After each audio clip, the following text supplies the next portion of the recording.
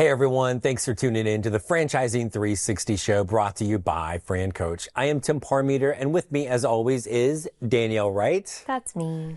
Hey, every week on the Franchising 360 show, we're going to take a 360-degree look at the franchise industry. We're going to discuss things like what you need to know to determine if you should own a franchise. If so, how do you find the best franchise for you to own?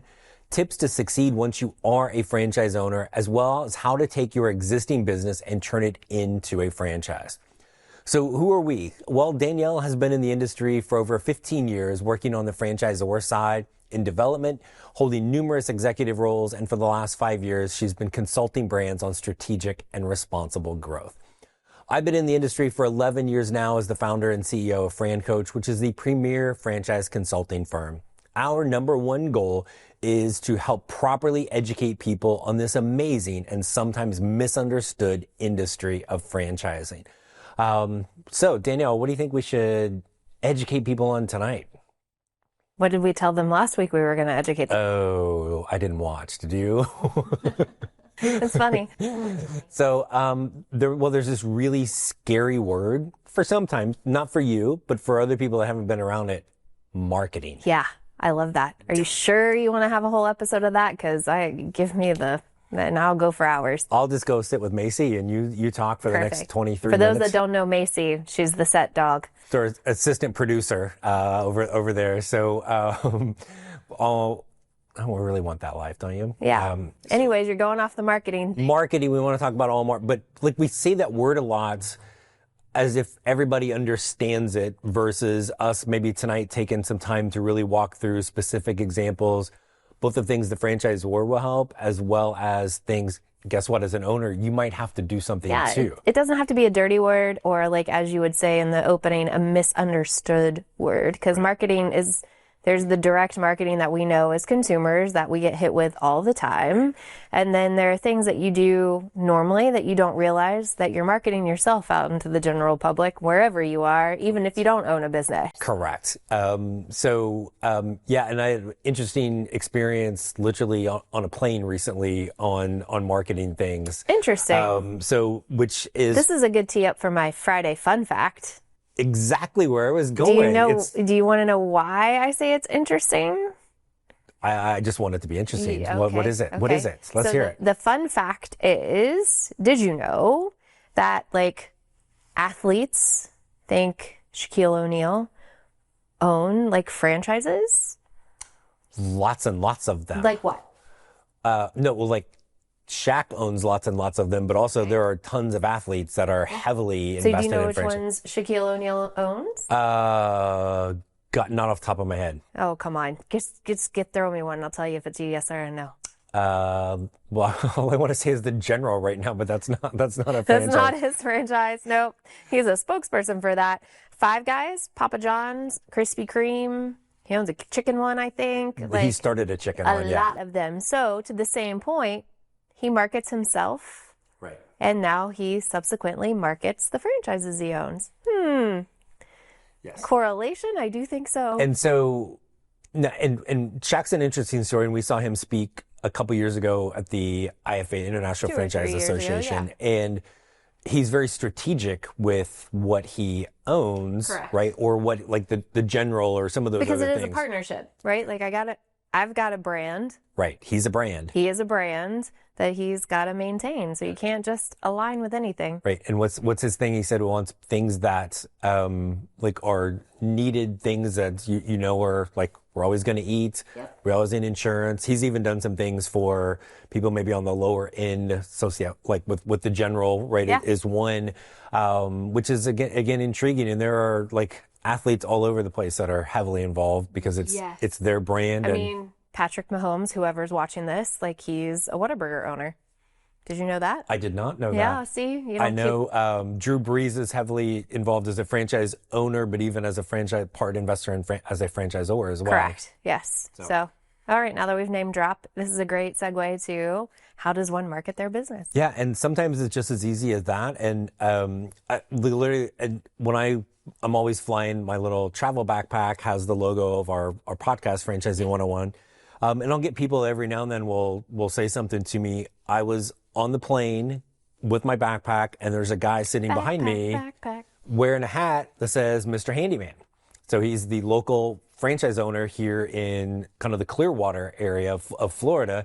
He's wearing his hat, branding. I'm wearing the podcast. We're all waiting on the tram, and he's pointing and I'm pointing, and had a conversation just based on kind of the branding and the marketing aspect. Bringing strangers together, one franchise at a time. At one in the morning after a really long flight and a really long delay. So, but there's so many different things. And again, I want to come back and talk about things that initially that a franchise will help you with. We always say help, right? They're not doing. But then really want to dive deeper into, as an owner, you got to do stuff too. Right. How can Shaq own all of these franchises and market himself with them at the same time? Correct. So marketing is not a scary word, but really we're going to go into the different examples of the ways in which you're going to market your new franchise once you are up and running. That is next here on the Franchising 360 show.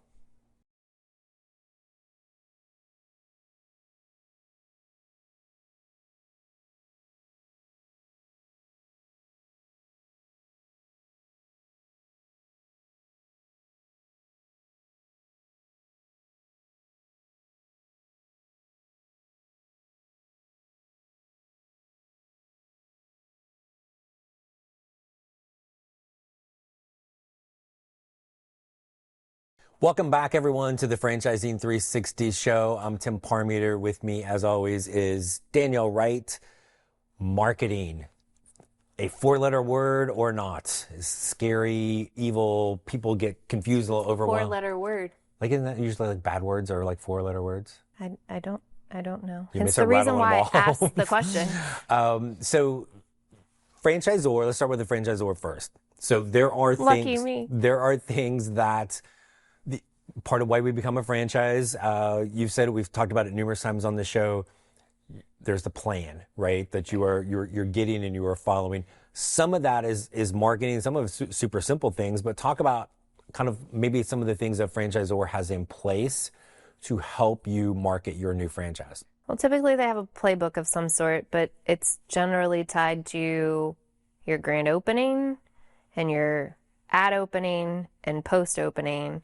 But after you've opened and you've been open for a little while, it's kind of like you got to do what the market's kind of asking for. Right. So, but even before that, there's the brand, there's the logo, there's a website, that's accessibility to content, right? Like access to those things, because you have to abide by those per your franchise agreement. But as far as how you get customers in the door to your truck, calling your number, all of the ways to get the customer. How do you at Francoach market your business? I have a TV show. Okay. And lots of other things. No, and I think there's always multiple different kind of marketing strategies and avenues that should be going on, right? So what do you tell your clients when they're getting hung up on a 2% or a $3,500 a month you need to spend in your local market? What does one tell somebody before they come to Azor? I would say if somebody, because in the franchise agreement, a lot of times there's a minimum, what you refer to, a minimum marketing spend. And it may be like, oh my gosh, I got to spend $40,000 a year on marketing. Like, you're going to probably spend more than that, right? Like, if you want customers, I think everything, it's time and money, right? Yes. So are you spending personal time? Right. Are you spending your time out and about? And we'll get to some of the owner things where that can come up. Or am I spending money on, again, anything digital, right? Google AdWords, social media, print. We always forget what people, and you worked with a print brand years ago. I did. People think that's dead, but that still works too. No, it's still, I think when I generally coach people through it when they're getting overwhelmed with I'm not a marketer. Like but you are. Do you go up and talk to people regularly? Do you go to church? Do you participate in kids' youth events? Like, do you talk to people about what you do? Yes. Do you? Yes. Right. You just said before the break, you were on a plane, you were this and that, point, here we go. There might have been nonverbal communication in that, but you were communicating that, hey, I have this brand, he had that brand. So you are effectively a marketer if you own a business. Who's going to promote it more than the person that owns it? Right. And so, but there's things in there from most people don't come into this with tons of marketing experience, right? And so, which also is why you do a franchise versus starting yourself. I mean, again, even if it's like, we've talked about this. I don't want to have to create like the name. What am I going to name oh it my goodness. versus, Oh, right? the name is the hardest part. And then the colors, like everything. And a logo. Then we got to create a website. And then what goes on it? Is it optimized? Is it, what the heck is SEO? Right. All of these different things. To the same point that you made about the brand is there's no, like, there's this lovely thing called Google that has an algorithm that changes as the wind blows. So one minute you may be on page 1, the next minute you're on page 10. I don't know how to do that. So part of the franchise is already doing that. You don't get a designated page that is you, but it's a sub page. But how many of us know actually how all of that stuff works? I mean, half the time when I say microsite to you, you don't even know what that means. Right. No. Like, is it a tiny itty bitty thing? Right. No, right. And so having all of those things in place, and we talked last week about signing a franchise agreement until open.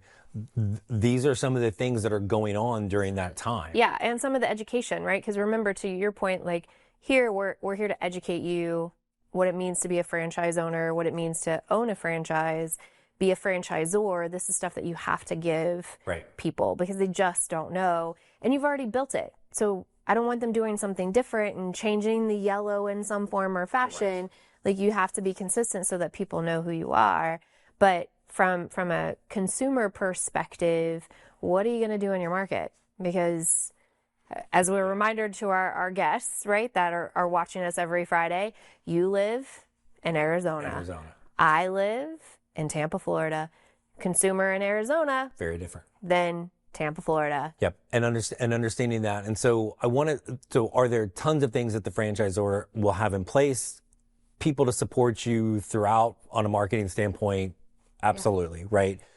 But the thing that people tend to forget is, as an owner, you might have to do something yourself. Right. And so let's come back after the break and let's talk about some specific examples of how people can use their time as an owner to help promote their business and get some customers. I love some examples. I do too. And so we're going to do that when we come back here on the Franchising 360 show.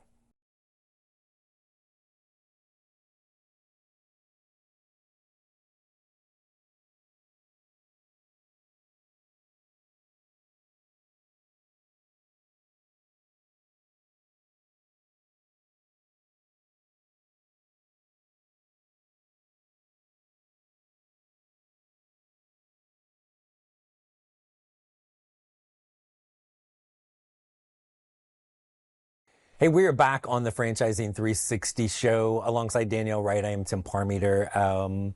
Marketing. So we talked about some things that the franchisor, briefly, all the different things that they're going to have in place to help you.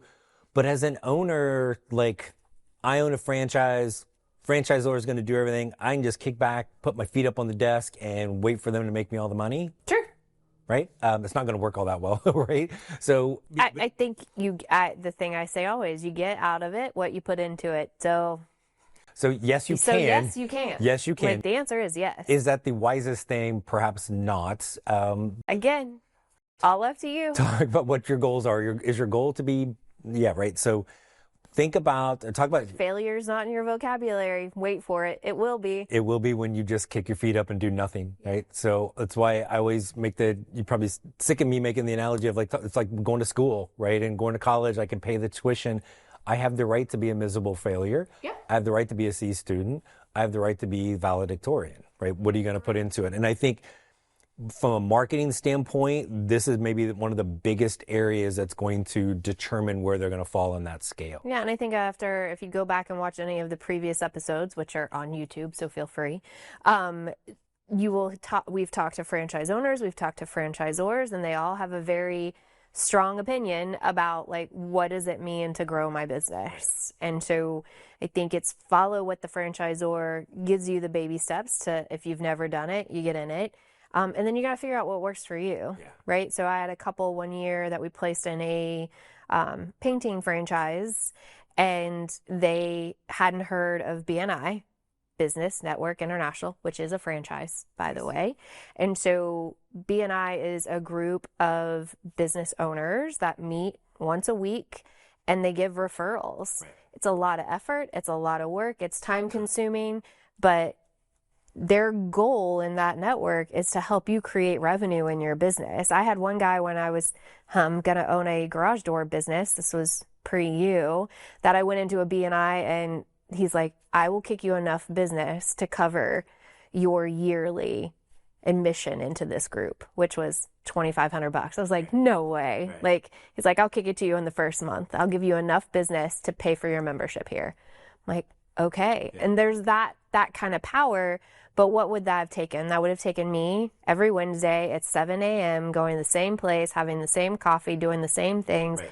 every week with these people, hoping that they're going to give me a referral. Right. And I always caution people, not caution, but remind people in those situations, if you Caution, because you don't really love that stuff. I don't, but I've been around it enough from franchising and prior that if you show up there and all you're doing is like, hey, everybody, give me leads, Right. versus how can I help others. right? And Yeah. I think looking at those things, Reciprocity. right? And so the networking events, whether it's BNI or there's the chamber, there's the Rotary, there's the whatever. Right. And we're on a franchise journey. Like, Right. hi, we're going to be showcasing that here soon. But part of what you're talking about is like, we sat and brainstormed about what do you do outside the traditional, Right. let me throw a bunch of money at Google and Facebook and Instagram, or like the print mailers. I am a big fan that you do all the things today. Like, there was a time, 1950, 60, I got to be in the yellow pages. I got to be in the newspaper. I got to be in the local. Plumbing. I got to be in the local bulletin.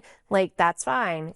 Google, internet, 90s, what have you. Everything was digital. Now you have to do all the things, which costs money, more than $40,000 a year. Right. But you've got to be thoughtful with what's getting you that bloody acronym ROI.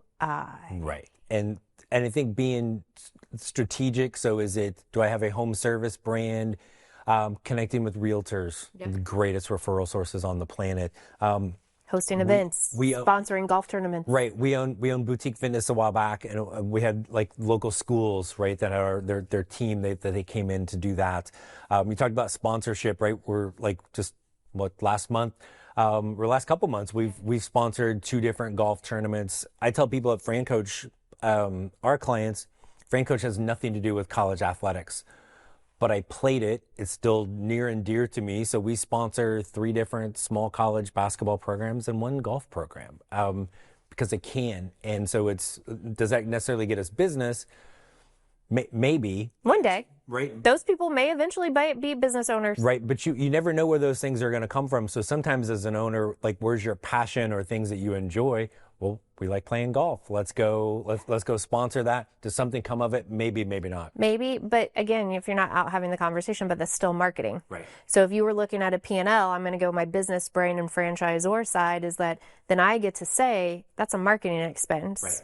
And a lot of times, like when these brands say, hey, go out and put yard signs out or door tags on, just know that those hours that your employees are doing those things can actually be split as labor and marketing. So marketing has so many facets to it. That's why I kind of hate the word, but love the word, because you can do so many different things. What's the number now? I see touch points. People need to see your brand before they become a buyer, like 8 or 9 times. Well, historically, the marketing numbers were you have to blanket them up to 8 times with your brand for them to even know that you exist. Yeah. It doesn't mean they're a buyer. It doesn't mean anything's happening with it, but that means they actually know that you're relevant and to the failure rates and what have you. Like, they're here 1 minute, gone the next.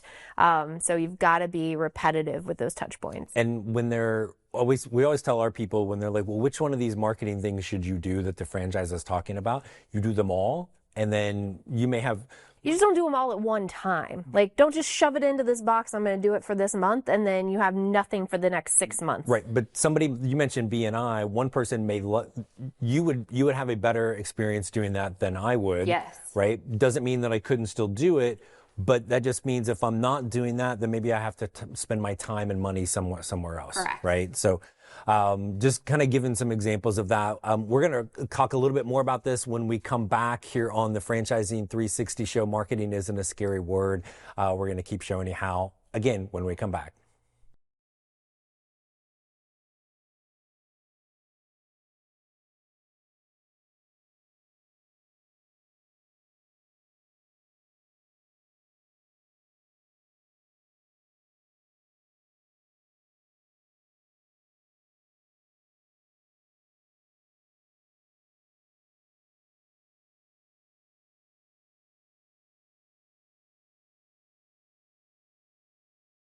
Welcome back to the Franchising 360 show. Tim Parmeter with Danielle Wright. And Danielle, we've been talking about marketing, things the franchisor is going to do to help you as a franchise owner succeed, but also great examples of things that you should be doing as a franchise owner.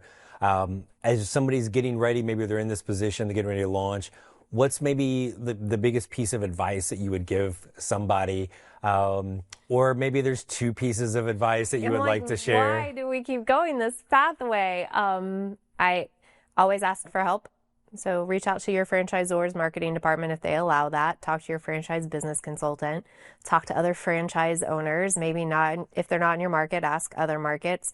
There are a lot of great professionals that will consult you on cool and inventive ways to kind of get your brand out of the market. Like Francoach. Like Francoach. Right? So okay. You mentioned owners, and I think that is a forgotten resource in even sometimes it's we like we're forget. scared to call people and tell people like, hey, I'm not really doing all that great. Can you like help me out? Like, what are you doing? Those are the best people to ask because they're going to be the ones that get on the phone and tell you how great they are. Right. But if you think about it, who doesn't like being asked for advice, right, on something? And they may go, sure. Hey, you mentioned the BNI. They may go, oh no, that was terrible. We had a franchise system where an owner, and they were ironically both clients of Francoaches, and one hadn't been really doing a whole bunch of stuff and was struggling a little bit, and they got him into, they had I think it was like a twice monthly mastermind is what they're called. And so a newer franchise owner, which is also one of ours, is absolutely like killing it with everything. And he had talked about some things he was doing on LinkedIn. The other guy goes, oh, that doesn't work. I tried that. Right.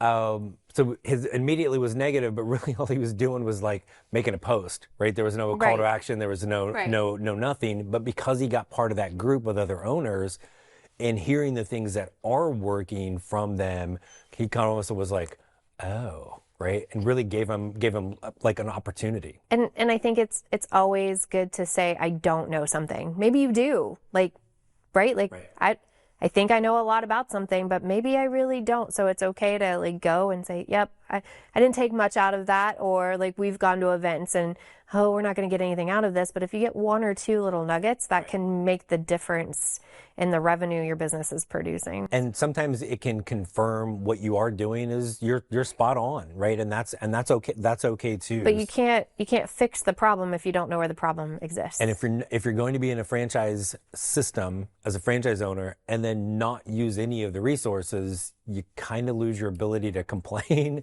And didn't we have an episode with someone that was in marketing for a brand? Yeah, on our Franchising 101 podcast, our pal Marcy Kleinsasser, episode 235 on our Franchising 101 podcast.